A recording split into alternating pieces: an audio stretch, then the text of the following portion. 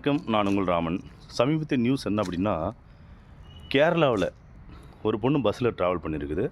அதில் ஒரு ஆண் வந்து பார்த்திங்கன்னா, தன்னை வந்து பேடாக டச் பண்ணார் அப்படின்னு சொல்லிட்டு சுற்றி சுற்றி வளைச்சி வளைச்சி எடுத்து வீடியோ வந்து வெளியிட்டுருச்சு. அந்த வீடியோ வந்து வைரல் ஆகிடுச்சு.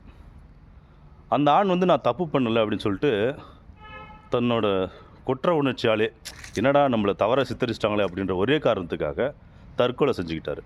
நான் கேட்குறேன், நாட்டில் என்ன நடக்குது? பசங்க சரக்கு அப்படிங்கிற ஒரு போதைக்கு அடிமை அப்படின்னா, பொண்ணுங்க மேக்கப் அப்படிங்கிற ஒரு இதுக்கு வந்து அடிமையாயிட்டீங்க. அது ஒரு போதை உங்களுக்கு. இப்போ சமீபத்திய போதை அப்படின்னா சமூக வலைதளம்.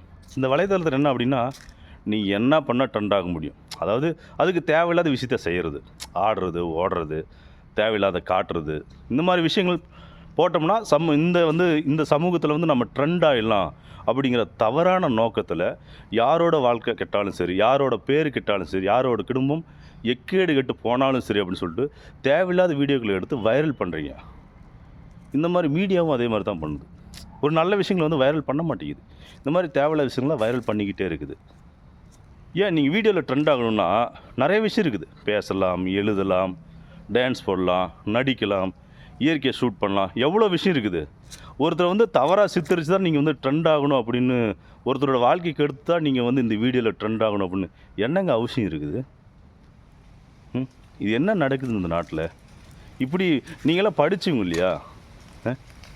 நீங்கள் வைரல் ஆகணும் அப்படிங்கிறதுக்காக ஒருத்தரோட வாழ்க்கையை வந்து அடகு வைக்கிறீங்களே. அவங்க என்ன கனவோடு வாழ்ந்துருப்பாங்க?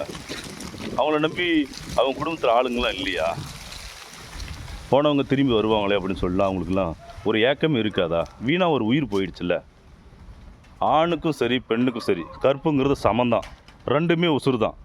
ஒரு ஆண் ஒரு பொண்ணை கற்பழித்தாலும் சரி, ஒரு பொண்ணு ஒரு ஆணை வந்து தவறான எண்ணத்தில் பார்த்தாலும் சரி, இல்லை ஒரு ஆணோ ஒரு பொண்ணை தவறான எண்ணத்தில் பார்த்தாலும் சரி, ஒரு பொண்ணு ஒரு ஆணோட வாழ்க்கைக்கு எடுத்தாலும் சரி, ஒரு ஆண் ஒரு பெண்ணோட வாழ்க்கைக்கு எடுத்தாலும் சரி, வாழ்க்கை அப்படிங்கிறது காமன் தானே. வழிங்கிறது எல்லாருக்குமே காமன் தான். இது பொண்ணுக்கோ ஆணுக்கோ ரெண்டுத்துக்கும் யாருக்கும் வித்தியாசம் கிடையாது. இனிமேல் இந்த மாதிரி தவறுகளை வந்து நீங்கள் பண்ணாதீங்க. இது வந்து ரொம்ப நீடிச்சுன்னு வச்சுங்க, இந்த உலகம் தாங்காது. திரும்பவும் சொல்கிறேன், உங்களோட திறமையை வந்து பார்த்திங்கன்னா நிறைய திறமை இருக்குது உங்களுக்குள்ளே, அதை வெளிப்படுத்துங்க. ஷார்ட் பீரியடில் வந்து நம்ம வந்து வேகமாக முன்னேறிடலாம்னு சொல்லிட்டு இந்த மாதிரி தவறான விஷயத்தில் வந்து பார்த்திங்கன்னா நீங்கள் ஈடுபடாதீர்கள்.